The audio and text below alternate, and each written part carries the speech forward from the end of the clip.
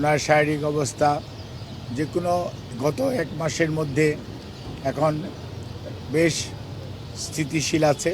উপস্থিত সাংবাদিক ভাই ও বোনেরা, আসসালামু আলাইকুম। আপনারা জানেন যে বাংলাদেশ জাতীয়তাবাদী দলের চেয়ারম্যান দেশনেত্রী বেগম খালেদা জিয়া, 3 বারের সাবেক প্রধানমন্ত্রী, আজকে 1 মাস প্রায় হয়ে যাচ্ছে। 23শে নভেম্বর, আজকে 19শে ডিসেম্বর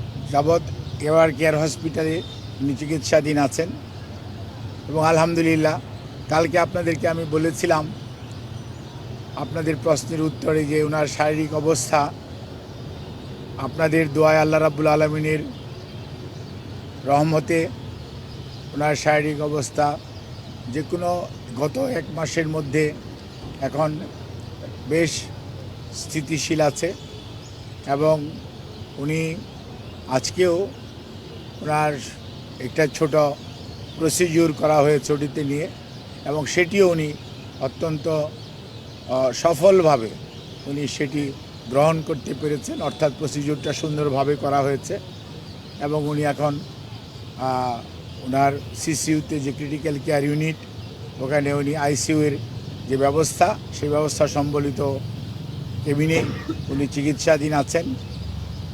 আমরা আমাদের ভারপ্রাপ্ত চেয়ারম্যান জনাব তারেক রহমান এবং আমাদের ভারপ্রাপ্ত চেয়ারম্যানের সহধর্মিণী ডাক্তার জুবাইদা রহমান এবং সৈয়দা শামিলা রহমান এবং শাইম ইস্কান্দার সহ পরিবারের সকলের পক্ষ থেকে এবং দলের পক্ষ থেকে আপনাদের মাধ্যমে দেশবাসীর কাছে আমরা দোয়া চাই।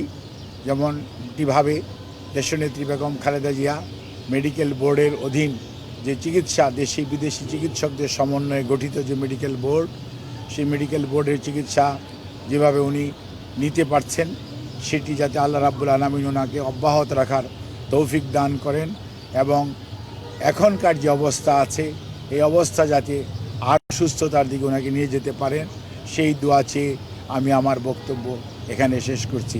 আপনাদের সবাইকে এবং আপনাদেরকে এটুকুই বলবো যে উনি যে অবস্থায় ছিলেন সেই অবস্থার তুলনায় আজকে আল্লাহর অশেষ মেহেরবানিতে আপনাদের সকলের দোয়ায় উনি মেডিকেল বোর্ডের চিকিৎসার পরিপ্রেক্ষিতে অনেকটা আগের চেয়ে বেশি ওনার অবস্থা স্থিতিশীল রয়েছে। ওনার সার্বিক সুস্থতার জন্য আপনারা সবাই দেশবাসীর কাছে আমরা দোয়া চাই আপনাদের মাধ্যমে।